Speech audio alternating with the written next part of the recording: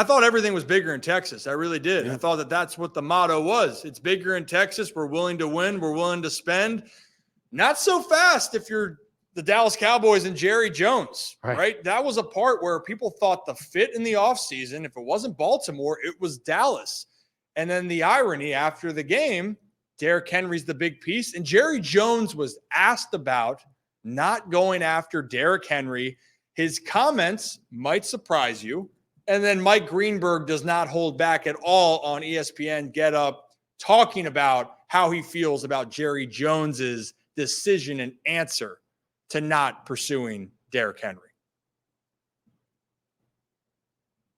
Why can't you buy a mansion when you live in a different kind of house? We couldn't afford it. We can't make that all fit. It's simple as that.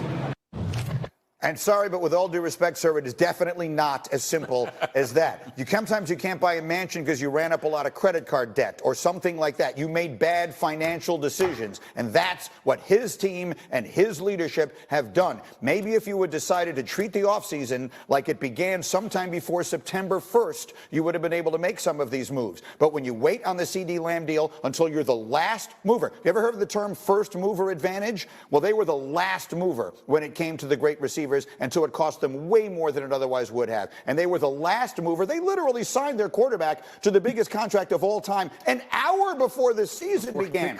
They had no offseason, so they got worse and more expensive, which is terrible management. So they could easily have afforded Derrick Henry if they had taken care of their business when they should have. And instead, he ran all over their non-existent defense yesterday. Damn right he did, Mike. Ran right over it, but it was interesting, the words. We can't afford him. Oh, another thing we say when things go wrong, in baseball, and a lot of Latin guys go, oh, Diablo, and then you go Coño, and that means, kind of like, I'll just say like, fuck. Yeah, you know what? We don't curse a lot on this show. We do at times here, but that's the reality. That's a moment just like, damn. Yeah. Right. And for Jerry Jones, look, Brad, we've had this conversation. You've even said it. This was a problem that Dallas knew that they were going to have to take care of with Dak Prescott and CeeDee Lamb. Yeah. And they waited as physically and literally as long as possible. And I understand they got some talented players. They still got to pay Micah Parsons. But you waited so long. The price went up for Dak. The price went up for CeeDee Lamb. And then the one piece that you do not have, Dallas cannot run the football. And to the success for Baltimore and for Baltimore fans, they bring in a guy that fits the identity. And that's why everyone's like, hey, Dallas, Derrick Henry would make your team better. Yeah.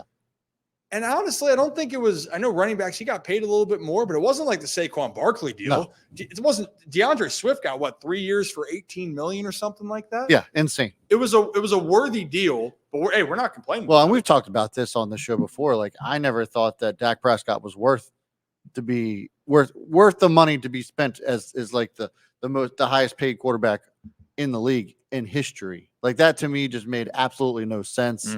And up until the fourth quarter, Dak wasn't playing like he was the most expensive quarterback in the league either. And he really hasn't up to this point. So you spend a stupid amount of money on CeeDee Lamb, a stupid amount of money on Dak, don't really put any other supporting cast around him, and then somehow expect him to just crank out wins. And it's just not happening.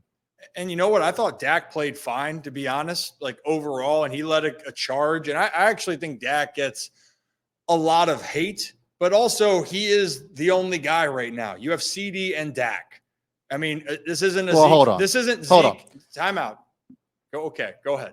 Dak, has he ever been to an AFC Championship game? I'm not saying that. I'm saying the criticism for him, I think he is a good quarterback. Yeah.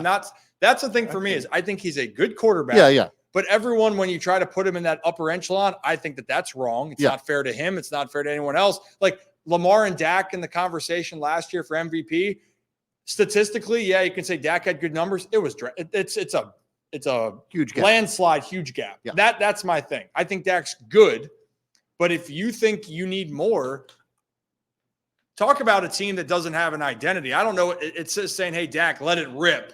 And we're hoping that we're going to win games because their pass rush can't get home and their defense can't wreak havoc. This isn't the Zeke that came out of Ohio State running for 8,000 yards. It felt like. I actually disagree. I think they do have an identity. It's exactly what you just said. It's Dak, go try to throw for 500 yards because we can't run the ball, and our defense is either going to get 100 interceptions or going to get burnt. Hell, the defense is going to. So also, Dak, you're only going to get a chance to throw the ball probably about 6 times the entire game because the other team's just going to run it so much that it's going to kill all the clock. Mhm. So you're really only going to have about 15 minutes of game time to get all of your points.